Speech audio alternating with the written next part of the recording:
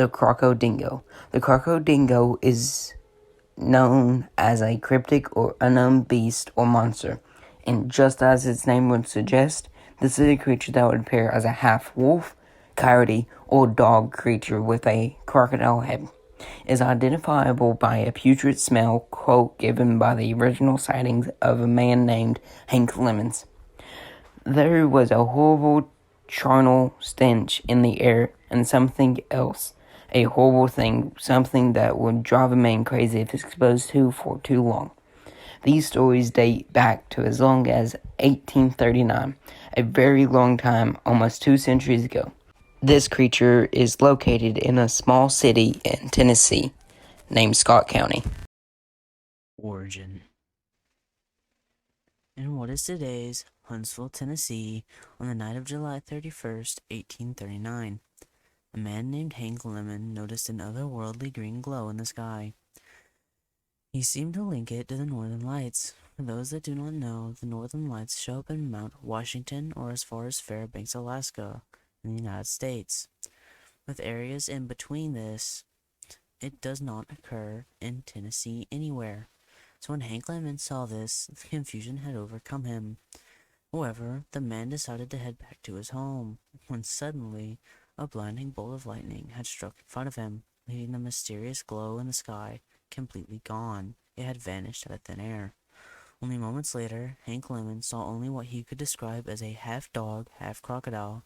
He states, it was horribly alien.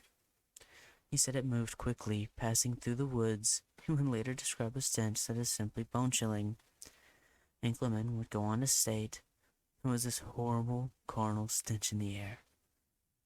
A horrible thing. Something that would drive a man crazy if exposed to it for too long.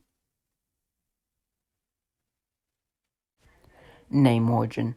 In the late 1800s, there was a man named Crowell Allen Brown, was given credit for the name Crocodingo. Crowell Allen Brown, according to legends, traveled from Australia as a stowaway upon a contract ship during the Civil War, given the name Crocodingo, which is definitely a colony term which links to Australia. The Crocodingo has also been called a haint dog. The word haint means to be evil or fiendish. Ghostess accounts. Sightings. After the Marvel origin that is the Crocodingo involving Hank Lemon, the Crocodingo had quite a differential amount of sightings, with time. So to start among the credential stories, it would appear after the sighting of Hank Lemon, it would arise among fishermen sightings that it would eat fish out of the New River. Fishermen in fear of the Crocodingo would leave small offerings for the Crocodingo in the form of fish in hope it would leave them and their loved ones alone. In peace, this would start happening. In the years 1850s to 1860s, during this time the fishermen would also leave traps for the Crocodingo that would never seem to work. In the oncoming years, the fish would start to dwindle, rather overfishing being responsible. One thing known is that the Crocodingo was said to be responsible for eating all the fish out of the river. There were sightings during the Civil War. The most notable of sightings come from a Confederate soldier by the name of Owens in the 1863. He said the creature would be guarding the corpse of a fallen soldier who was missing most of his identifiable features. Also stated that it had eaten the corpse's face. After Owens' reports, there were investigations that had taken place that never found a body. However, the investigations would find traces of blood and that were found around the scene, giving a credible feeling to this report. According to farmers, during the 1800s, the creature does not seem affected by bullets after shooting multiple times at it. After the 1800s, sightings would continue into the 1900s, with railroad and brick workers reportedly seeing the Crocodingo laying on the newly laid tracks. Sometimes these people would report seeing rails bitten completely in half, assuming the Crocodingo had been responsible. Even bite marks left into the sides of the railings. The sightings. In 1925, the town of Oneida had implemented a sewer system after the sighting of the creature had reached a all-time high. Multiple Oneida's residents would report sounds of a horrible alien howl that would echo through the tunnels. It would be heard from all directions coming from the manholes. Also said manholes would mysteriously be raised by daybreak.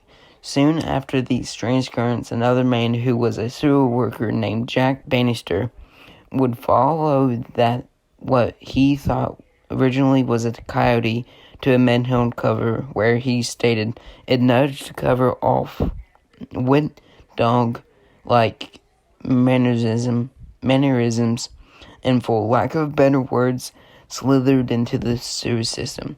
Finally, when she had gotten close enough to the creature, it had been illuminated. Him would describe it as a mangy wolf with a strange alien head similar to a crocodile head. This would be the drop of the sightings for a very long time until the most recent in 2012, June 16th, 2012, two workers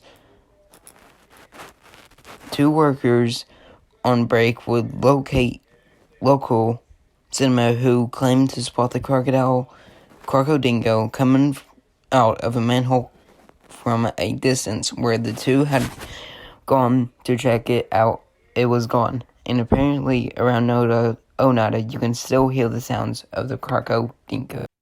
Explanation. Multiple theories have stemmed from the sightings of the so-called Crocodingo. Some find relation to that of a possible skinwalker caught in between identities or transformation.